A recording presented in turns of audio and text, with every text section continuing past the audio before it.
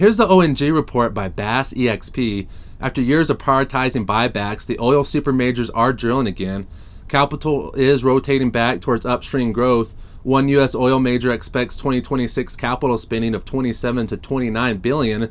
Another has outlined 18 to 19 billion, heavily weighted to oil and gas. A third is guiding 20 to 22 billion in cash capex. That signals renewed focus on reserves and production durability. For investors, that supports service demand, deal flows, and long-term supply discipline.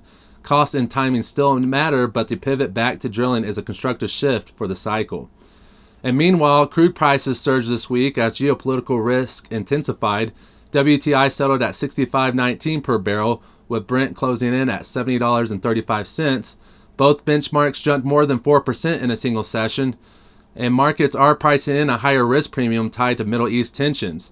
Any disruptions near key transit routes would tighten supply quickly, and volatility may persist. But price strength improves cash flow visibility and supports disciplined drilling programs. And in the U.S., natural gas production is forecast to reach record highs.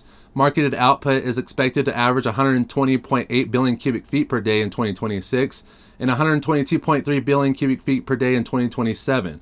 Growth is led by Haynesville, the Permian, and the Appalachia. And meanwhile, LNG exports are projected at 16.4 billion cubic feet per day in 2026, rising to 18.1 billion cubic feet per day in 2027.